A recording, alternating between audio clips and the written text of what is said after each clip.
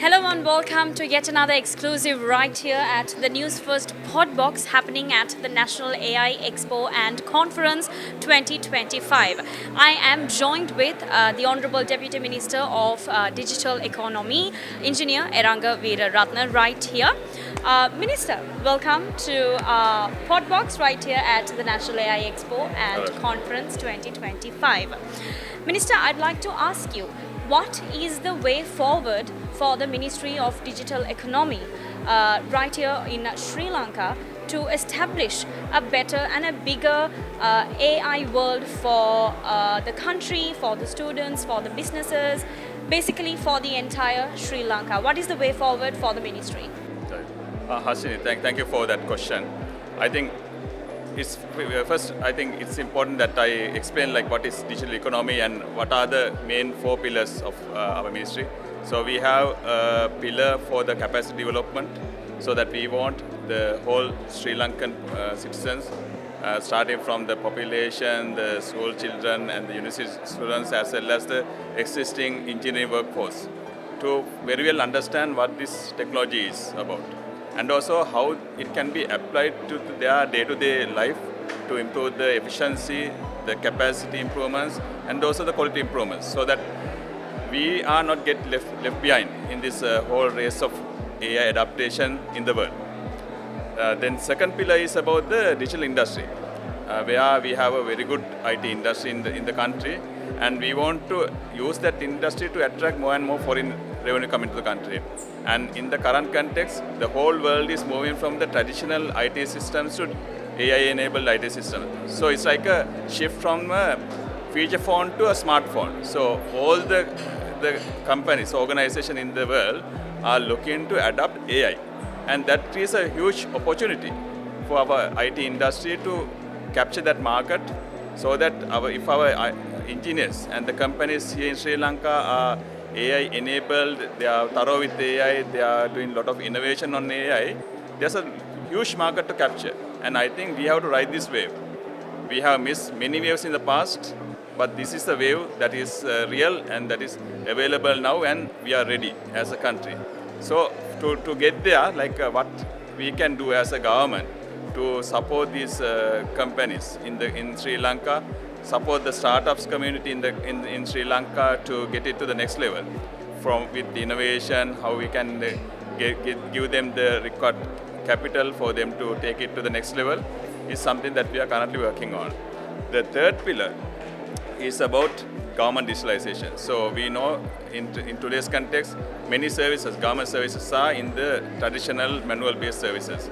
We can adapt the technology to digitalization, as well as we can enable AI, so that these services will be much convenient for the end citizen, and also to break certain barriers like language barrier. Yes. For somebody to in Jaffna to come and get a service in an office in Colombo, unless there are certain Tamil-speaking officers, Community in the... officers in those institutions, they are finding very difficult. So this AI kind of tools can be used to bridge that gap, real-time translation and so on. So how we are working on how we can get these technologies into our government digitalization. The fourth one is we have very other diverse industries here in Sri Lanka, like health sector, education, tourism and so on. So digitalization and AI can be adapted in those sectors to improve their services, deliver better customer experience, personalized customer experience and so on.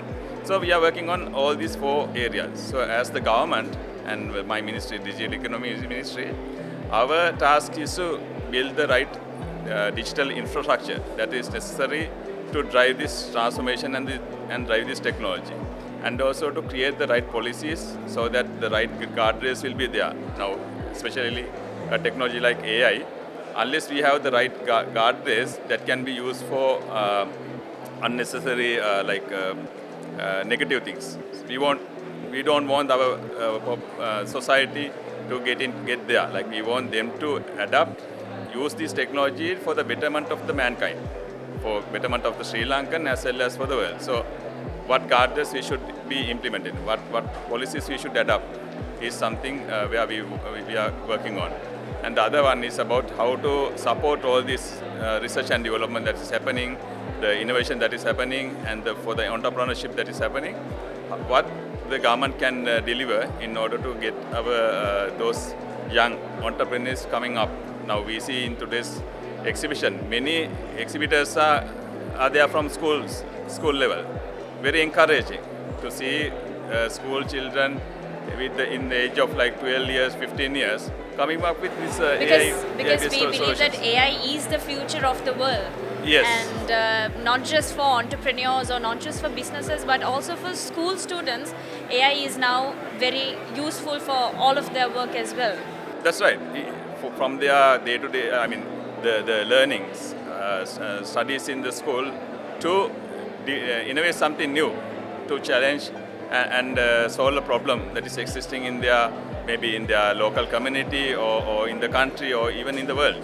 And Deputy Minister, now this is the first time in the history of Sri Lanka that such an expo is taking place in Sri Lanka.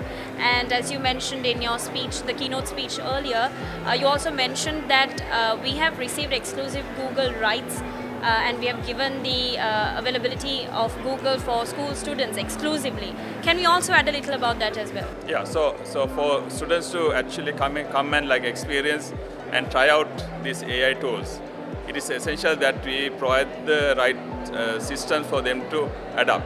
Now, of course, there are certain free tools, but the advanced tools like Gemini, advanced service kind of things are costly. Like you have to spend about $20-25 a month in order for you to have an account in that. So we have had the discussions with Google and various other world-class hyperscale AI platform providers, and somehow we managed to convince Google to give their student package as an offer free of charge for Sri Lankan students. So that's, I think, the great achievement that It's actually a very great we've been able to empowerment for those unlock. And so from early to mid next month, that service will be available for all the students in the country. And our request is to use it for maximize the usage and to enhance their knowledge by using these tools to understand what more it can do for their education purposes, as well as come up with the solutions out of it. Right, thank you so much, Deputy Minister Engineer Eranga Weeraratne, for joining us today at the National AI Expo and Conference 2025. And until we meet you once again with another podcast at the Newsfirst PodBox, have a nice day and take care.